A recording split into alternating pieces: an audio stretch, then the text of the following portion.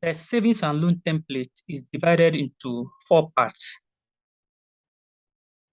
We have the loans, we have the investments, we have the savings, then we have the dashboard. So let's see how we are going to make use of it. We go to loans. Now, let's say you have loans, you want to record loans for your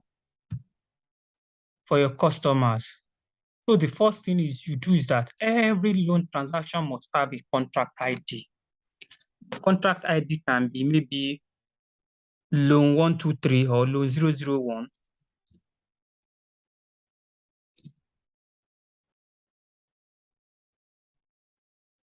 Loan 001. Then the name of the customer, John Peter. Then the loan amount, how much are you giving to the customer? 100,000. Then you are going to put the date disbursed. When did you disburse the loan? The date format is month, date, and year. So let's say the loan was disbursed on the 1st of February. That would be 02/01/2022. So we have to put the tenure of the loan. So let's say the tenure is, maybe the loan will be for 30 days. 30 days. So, and then the next thing is you put the interest rate. The interest rate maybe is 10% flat. So you put it.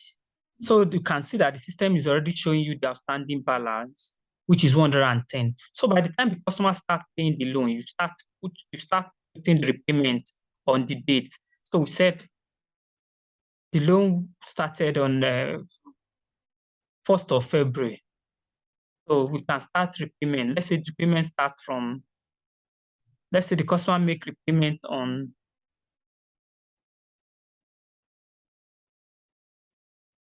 18th of February. So let's say 10,000 repayment, 10,000.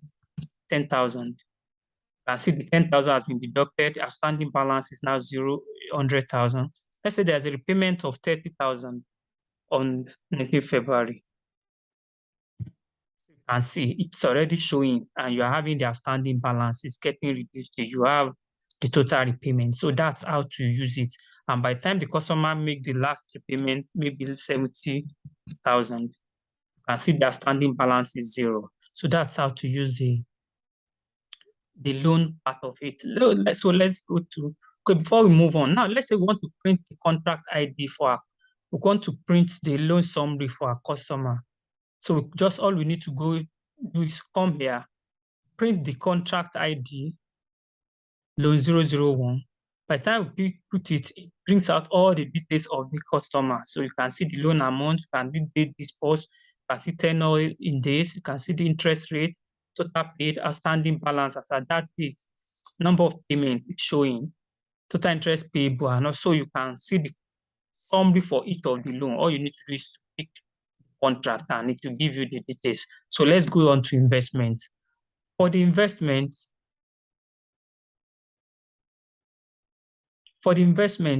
also you do the contract ID, let's say investment, INV 001. Then go to customer name, Job,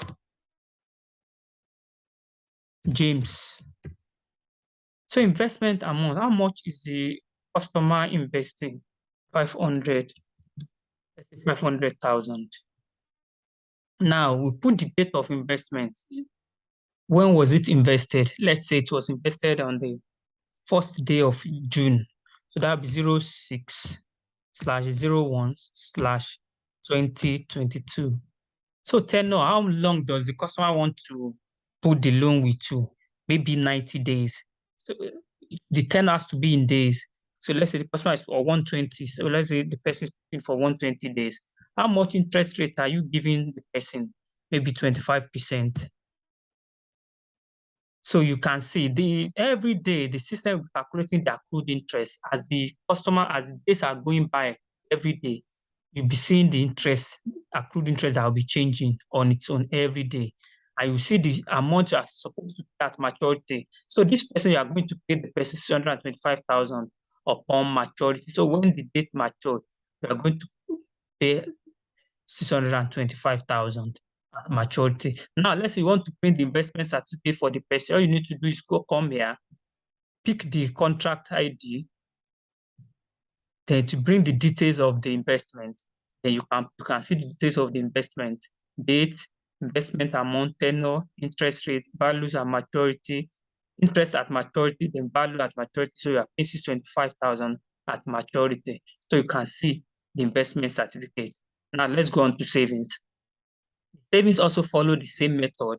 So you put contract ID, save for that contract, save maybe 001. You can use anything you want to use. Customer name, and refill it. Then savings plan. Is it the person doing for 1 month? Is it for 2 months? Is it for 3 months? So you can pick the month. Let's say 2 months. So for 2 months, you are not going to do anything for deposit counter, total savings or payout. So the next thing is, okay, the customer is doing this savings plan. So you can now go on to the savings and start inputting the savings. So let's say the first day the customer saved 10,000. You put it here, 10,000. So you can see that showing total savings for the customer as 10,000, and it's showing deposit counter that the customer has paid once, one deposit. So let's say the person pay another 10,000 the second day. So you can see showing total savings for the customer, showing how many deposit has been made by the customer. And let's say another one. So it keep counting it like that. So you can see it's showing the total savings, it's showing the number of deposit that has been made, and it's showing the payout amount for that customer. So now we have the dashboard. Let's say the loan has matured and we want to, the investment has matured and want to pay out. So you can go here, come here and do paid. So once you pay the investment, just come and click it here that you've paid the customer back the money. By the time you pay 625,000, the same thing for savings. Once the customer collects his or her money, you come here and put paid. So for everyone that is paid, you put paid. For the ones that is not paid, that the money is still with you, you click on paid. So now let's say paid here. So we can come to our dashboard. You can see the dashboard is showing our investments, our total investments. Total investment. So because we've paid everything, you can see our dashboard is showing 0. That means nobody's money is with us. Now for the unpaid, now I told you if it is paid, you put paid. If it is unpaid, you put unpaid. Now, let's say this money is still with us, it's unpaid. It's unpaid. And let's say this man too has not finished paying his loan. Let's go to dashboard. You can see the dashboard showing that you have this money in under investment. The total value invested is 500,000. Value at maturity, 625. Accrued interest as at date is showing, and the number of contracts that you have only one customer. Then for savings, you can see total savings, 40,000. Expected amount that you are paying out, 20,000, because the customer is doing for 2 months and you are removing 2 payments. That's 20,000. Number of deposits, 4. And number of contracts, that is just one customer. Then we have for the loans too. You have given out loan of 100,000.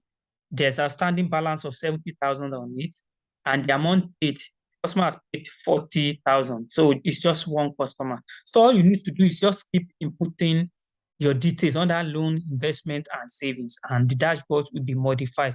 Always remember to indicate whether it is paid or unpaid, because once it is paid, you are not going to have it shown on your dashboard. The money is no more with you.